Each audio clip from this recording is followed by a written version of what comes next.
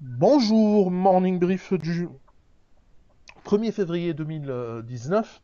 Donc un premier mois dans le rouge pour la bourse de Tunis, légèrement dans le rouge. Plus de détails avec Bassem sur ce premier mois de 2019. Et après, je reprendrai la parole juste pour commenter ou pour parler un peu d'une email de la transaction importante qui a été réalisée lors de la séance hier. Donc je cède la parole à Bassem. Merci Ace. Bonjour tout le monde. En fait, on a terminé le mois de janvier. On commence par le commentaire de la séance d'hier. C'était une séance négative pour le Tune Index, positive pardon, pour le Tune Index, 0,25% de hausse dans un volume important parce qu'il y a eu cette transaction de bloc. Donc, Ace va revenir avec plus de détails sur cette opération.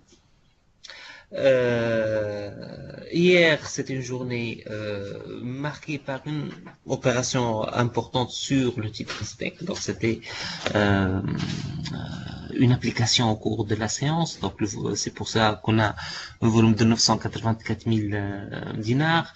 Mais par ça, il y a l'Ondor, presque 600 000 dinars, OneTech et PGH. Comme meilleure performancière, c'était la Servicom, c'est 5,83%.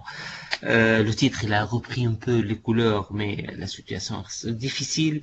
Il y a également PGH qui signe une excellente performance, plus 5,48%. Côté baisse, on a Sogna, moins 5,28% de dinar 510.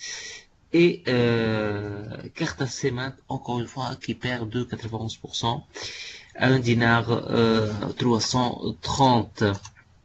Globalement, lors de la séance d'hier, il y a eu beaucoup de ventes de la part d'étrangers, surtout sur la SOPA 12 000 titres, la SFBT 12 000 titres, PGH, c'est une session nette de plus de 5 000 titres, 14 000 titres, OneTech Holding de nouveau, donc cet investisseur étranger revient sur OneTech. Il y a également 8 000 titres UB, 2 500 titres BNA, donc il y a vraiment une tendance fortement vendeuse, cette tendance de la part des investisseurs étrangers. Pour le moins, d'une façon générale, 21 séances de cotation, un volume hors transaction de bloc de 100,085 millions de dinars, soit un volume moyen de 4 millions 8. C'est un rythme qui est plus faible qu'on a observé sur et pour l'ensemble de l'année 2018. C'est un début d'année marqué par l'absence des investisseurs étrangers qui représentent 10,7% des ventes. Je parle ici donc du volume régulier, donc 10,7% côté vente, 1,7% seulement côté achat. Si on tient compte des transactions de bloc, on est à 20,2% des ventes et seulement 4,3% des achats. Donc, on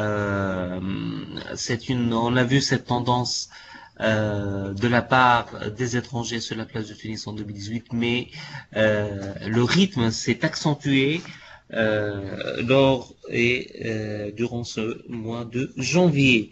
Les OPCVM, c'est une contribution très importante, 22% côté achat et vente, et le Tunisien libre reste l'investisseur de référence sur le marché, représentant 57% aussi bien des achats que des ventes. Pour les performances mensuelles, PGH 32,2%, Telnet 18,3% et Sotuver 14,2%. Ce sont les trois meilleures performances. Bien sûr, on ne tient pas compte des titres du fixing ou sont peu liquides. On tient compte seulement des titres liquides. Côté baisse, Carta Cement 35,4%. Donc le titre, durant ce mois de janvier, il a été coté durant 3 séances. Mais bien sûr, le blocage durant 9 séances consécutives a eu des répercussions très négatives pour les investisseurs. Donc le titre reste la perte la plus importante. Et le flop de ce mois de janvier, il y a également la Servicom moins 30,9%, les ciments de Bizerte moins 20,2%. Donc